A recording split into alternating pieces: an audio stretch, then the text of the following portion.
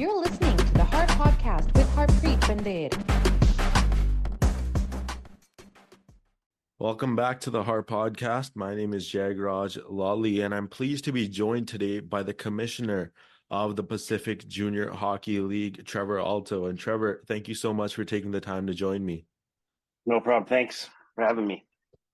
So just wanted to start off by, I joined the PJHL halfway through the season this year. I believe the second week of December was the time where I really got into the league and everything, joining Steve and Ian. And I've got to say, first of all, it has been an absolute pleasure to have been part about a league that is so rapidly growing at the pace that the PJHL has. And you can really see that the work has been put in by everyone from the executive team to the teams themselves. It's really a fun league to be a part of. That's great. Yeah, it's been an excellent year so far, and having broadcasters like yourself who are up and comers and looking to take strides in the business and move up the ladder. It's great to have such quality people. Indeed, and I just wanted to, you took over back in January of 2020, if I'm not mistaken. So what was it like just getting the opportunity to take your position as you are now? Well, it was a very different circumstances. I started with the league in January of that year and kind of took the first couple months to kind of take everything in and do a bit of an inventory on where everything was at. And then COVID hit us, and we were a year in COVID, and then a year with missed hockey, and then some ups and downs in year two, but we were able to get back on the ice. So it was definitely not a normal introduction. Not a normal introduction, indeed. And just making those adjustments to that COVID year as well, and only having been commissioner for a couple of months, it must have been a challenging time. Yeah, I think it was a challenging time for everybody in the world, not only in sports, but everything was new. Every day, every week was new. At times there was no end in sight, and times there was, and then there wasn't again. So it was very difficult, but I think everybody stuck together very well in difficult times and tried to provide players with the best possible experiences that they could under the circumstances. Unfortunately, we lost a season, but there's not much we can do about that.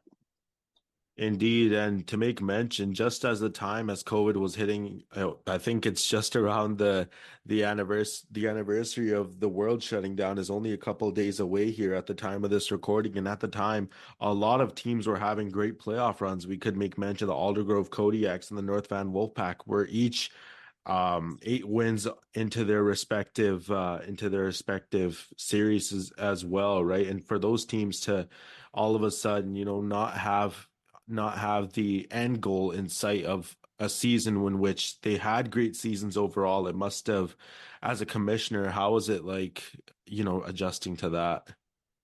Yeah, it was very difficult having to cancel the series between North Van and Aldergrove. They were just getting started, and they were in the finals, and they were looking to go to the winner would have gone on to 100 Mile House for the Cyclone Taylor Cup. And that all had to be canceled in very short notice, and was very disappointing for the league and the players and coaches and staff and everybody involved. But again, it was kind of out of everybody's control, and I think everybody stuck together as best they could, and it's kind of in the past now. Indeed, it is. But the following season, the way the PJHL was quickly able to get a system together, having the short time that the league was played in the 2021 season, having the cohort system, how did that all come together? The cohort system came together through some collaboration with various stakeholders around the province, including Via Sport, BC Hockey, different levels of government and whatnot, and the rules that come in place. So there had to be some creative measures taking place even to get a couple of games in that year. So it wasn't only our league that came up with that. It was kind of a mandate across the province that if you're going to participate, you needed to participate in a safe manner, and we just tried to follow suit. Unfortunately, it only lasted. Some teams, I think, the maximum got about 8 or 9 games that year, but it was difficult, but we tried everything we could. Indeed, and at the end of the day, that's only you can do. But just taking a look at now, at the present as well, the league seems to be back in full forces. When I first did a game for the Grandview Steelers around end October, start November, everyone was starting to talk about the BCHC Prospects game as well. And we know that the PJHL's roster attended that as well. So what was it like, kind of spearheading that and getting the group together this year to represent the PJHL in Kamloops? Yeah, coming out of COVID, I was having quite a few talks with the commissioner of the KIJHL, the Kootenay International Junior Hockey League, and we wanted to come out of COVID really strong, and have a stronger partnership across the province, and partner in different programs. We have a player safety program that we partner on, as well as our prospects game, and we're going to be looking to do a lot more of those things, including some championships coming up, and that was one of the things we put together. The first one took place in Chilliwack, which was a huge success. And after we evaluated what we did, we wanted to step it up a little bit more, and so we took it up to Kamloops, and Kamloops did a phenomenal job this year helping us take that next step. Selecting the team and the staff and everything went really well. I think they both years they did an absolutely excellent job. The hockey on the ice was great. I think the kids were provided with a top-notch experience, both in the game and some of the other activities that took place surrounding the event. And we're looking forward to hopefully being able to announce the event next year, sometime in the near future. And like looking back on the PJHL season this year as well, I can definitely say one of my favorite events was the Winter Classic that happened at the end of December, and that was held at Manure Arena in Richmond, home of the Sockeyes. Just getting all the teams together in one place, all the executives from each teams together. What's it like having that sort of environment? It's great. It's a very unique kind of time of year, also being over Christmas, kind of, and a lot of people are getting together with their families. Kids are back from school if they've been away. Everybody's kind of hockey crazy with the World Juniors on television, and we're able to get into an arena and have the same arena and every team play two games, and kind of showcase everything that they've done up till then. And it's a great kickoff for our playoff run as the playoffs begin in middle of February. It's kind of acts as a bit of a measuring stick where teams can kind of look at where they're at and where they need to get to, compare themselves to other teams across the league, in preparation for the run to the playoffs. Indeed, and this past off season with the PJHL, they leveled up to what BC Hockey called Junior A Tier 2. Obviously, the BCHL, they became independent. They went off on their own as well. Was that transition to Tier 2 a difficult one? Yeah, it was. We kind of had to look at what junior hockey was in the province with the vacate of the BC Hockey League, and that there was no junior A in the province, and we felt that kids needed to occupy that space and have that opportunity. Obviously, by just making the switch to junior A Tier 2 so late and in the summer, was it was very quick. I think teams really needed to grasp what the junior A status meant, and some of the different rules that are in play, and what the championships are, and things like that. And it's an ongoing process. We're still going through it. We're working with the junior A task group that was put together with BC Hockey. We're partnering again with the KIJHL and identifying some of our members who are prepared to put the investment in and take the next step to move to junior A Tier 1 status. And some who are ready to, who are okay with kind of moving forward at the pace that they currently are. So we're excited where things can go, and that now the PJHL and KIJHL both have the opportunity to occupy the junior A Tier 1 space, and hopefully gain membership into the Canadian Junior Hockey League, and eventually one day be able to send a representative to the Centennial Cup. Indeed, and you made mention as well that the difference between junior A and B, you probably know it better than anybody else does, having worked 8 years in the BCHL head office as well. Yeah, it's a bit different. There's quite a few different rules that are in place when you're under junior A status, and one of the main ones being the number of 20-year-olds in the junior B landscape, you can have an unlimited amount of 20-year-olds, and in fact, in some provinces, you're allowed 21-year-olds. Where you move to junior A, you've got a maximum of 6 20-year-olds with no option for 21-year-olds. There's a few on ice rule changes. There's quite a few different things that are different. There's a lot involved with player transfers from province to province or team to team and whatnot that kind of come into play.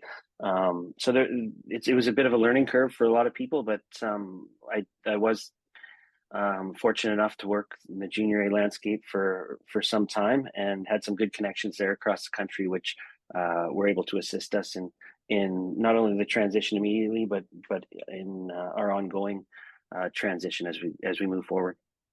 The PJHL currently, as well, as I made mention, it's constantly evolving. We see some of the arenas and the facilities in play as well. You take a look at the George Preston Rec Center, for example, the home of the Trappers, or that beautiful new facility in Port Coquitlam as well. And I've heard by far that it is one of the most enjoyable facilities in the entire PJHL. Having your teams play in such beautiful places, it's visually attracting to the fans as well. But from a player's perspective, they really enjoy playing there as well. Yeah, the new facility in Port Coquitlam, I think really the city of Port Coquitlam really made a statement around the province there of investing in their community and putting together a facility that it doesn't have 5,000 seats and is like a cavern when you're in there for a game. It really is a perfect size for junior A hockey. And there's additional pads within the facility that can cater the community. It's a bit of a community center. They did a fantastic job, and the technology in the building, I think it's really good. But going forward, I think that's going to be a bit of a focus. It's kind of out of our team's control, the facilities they play in. It really relies on the municipalities that they live in to make an investment in their communities and build some facilities and keep reinvesting them and upgrading them and whatnot. And I think going forward over the next 10, 15 years, I think hopefully what we'll see is a few more communities step up, and whether it's to build a new facility or redevelop one that they're currently in. We're seeing that happen in North Vancouver. Is going to be getting a new arena here shortly. So I think it'll be exciting to see what goes on in the next number of years. And with Port Coquitlam as well, they had a pretty great expansion year. Not well, it didn't quite show on the stat sheet as well, but the fans were packing the arenas. You know, the morale was at an all-time high as well. How would you assess their first year in the PJHL? I think it was great. I think they did an excellent job in coming in. They came in pretty quick fashion. We were able to turn around the franchise application fairly quickly, a lot quicker than the one we've just put in on the Sunshine Coast, who will be joining the league in September. But starting an expansion franchise is no small task. You're basically building a team from scratch and building a brand from scratch. And one of the really exciting things is when you sell an expansion franchise and put one into a new community, seeing the excitement in the community and the buy-in that the community has right from the mayor and the city council, right on down to the fans and minor hockey and everybody. It's not just an endeavor that's taken on by the ownership group. It's an entire community effort it takes to start a team, and to see some of the support they've had in Port Coquitlam and seeing some of the support that they're going to have on the Sunshine Coast. I think it brings a lot of excitement to the league, and now that they've kind of got their feet under them, I think they're going to start working on their position in the standings, and we're excited to see where they can go. Indeed, and that's something I wanted to touch up on as well with the Coastal Tsunami. Not often do we see back-to-back years with expansion as well. So what prompted the PJHL to bring the Tsunami into the league so quickly? Well, we've been talking with them on the Sunshine Coast for some time, and the way it all evolved is the league wanted 14 teams to get up to 14 teams. And once we got Chilliwack in as a 13th team, we started looking to add that one more, and the Sunshine Coast just wasn't ready at the time. So we didn't disengage talks. We wanted to keep the door open down the road should something happen. However, when a group came forward for Port Coquitlam with that facility and the ownership group and the community support and the support of the mayor and city council, it was really a no-brainer. It was a community that has had junior hockey in the past, and was ready for it to come back. Their minor hockey is growing. It was just the right fit at the right time, and so we were able to push that application forward a little quicker. As we were kind of in the process of doing that, the Sunshine Coast came back to us with a completely revamped proposal and application with an expanded ownership group, which included Julie Reeves, who's a very prominent businesswoman over on the Sunshine Coast, who was providing enormous support. We decided we'd go and test out the markets. We went over and played 2 games before Christmas, 2 games after Christmas there on the Sunshine Coast, and the building was completely sold out, had huge community support. It was just went off fantastically. And as we started looking a little bit deeper into whether this was sustainable, it was proven fairly quickly that, you know what, this is a place that's ready for it, and they stepped up and showed it, rather than just a normal application. They actually showed what they could do. And so when the vote came around, it was a 15th team, but we felt it was the right choice at the right time, and we're seeing some of the excitement over there as we go forward, and we're excited to see where they can come in next season. It'll definitely be exciting to see where they come in next season as well. But we currently have a great playoff season going on as well, with 4 teams remaining. Obviously, the Chilliwack Jets and the Ridge Meadows Flames, their series is going on. The Delta Ice Hawks and the Richmond Sockeyes has been a back and forth series like nobody has expected before as well. Have you received feedback on how the hockey is currently being played? Yeah, I think the feedback is, you just look at the stands. The attendance is way up in the playoffs. Buildings are alive. They're very intense. It's been very, very fast hockey, and it's been the entire playoffs, even for our Survivor series that we had played. Seeing the series with Grandview and White Rock go a full 3 games with some overtime, and White Rock being able to advance, and then right up to where we are now, kind of midway through the conference finals here. With a couple of good battles. I know Chilliwack stumbled a little bit here, but I wouldn't count them out just yet. So we're excited to see kind of where this is going to go. We're going to produce 2 great conference champions, no matter who it is, and I think our finals could be some of the fastest played ever in this league, in terms of quality of hockey on the ice, and we're looking forward to producing a great champion this year and awarding the Stonehouse Cup, and then taking that group up to Kimberley to participate in the Mowat Cup, which is the Junior A championship that's been brought back. And I think Kimberley will do a fantastic job. It's a great hockey community up there. They've had junior hockey there for a long, long time. Great support, and I think it'll be a fantastic event. You talked about the fan support at stands as well. Just looking at the playoffs, and you and I both were at the Ladner Leisure Center this past Sunday as well for Game 4 of Delta and Richmond, and that has to be the most packed I've seen the LLC this season as well. So it truly does speak to you saying how playoff hockey does rise in attendance numbers. Yeah, it's great to see. It's just it's a whole different environment. It feels like a whole different season. The teams have really earned their way to get there and experience that whole environment and have a chance to win a championship. It's something special. Your junior hockey career is only so long, so any chance that you get to participate in a championship or make a run is a really valuable experience that some of these kids are never going to forget. Talking about the provincials as well, heading up to the Junior A championship in Kimberley as well, the VIJHL was also a part of this as well, and they all of a sudden, from what we're hearing, have bowed out. So how will the provincials play out then in this case? No, the VIJHL will still have a representative at the Mowat Cup in Kimberley. They have indicated to us that they're not interested, I guess, going forward in an application to stay in Junior A and might go a different pathway. But for this year, the event will play out as it was originally planned, and then we'll make an evaluation kind of after this one and see if the format is still conducive to what we want, or if we need to make some change on how that championship's played out. That does lead to my next question as well. With them having a different vision of how they attempt to do things in the future as well, how will this affect junior hockey in BC? Well, I'm not 100% sure on sort of their plans and what they want to do. Kind of our focus here in the Pacific Junior Hockey League is just to stay concentrated on what we're doing, how we can grow our programs, how we can improve player experience, what our pathway is going forward. We do have the partnership with the KIJHL, and they're doing the same thing.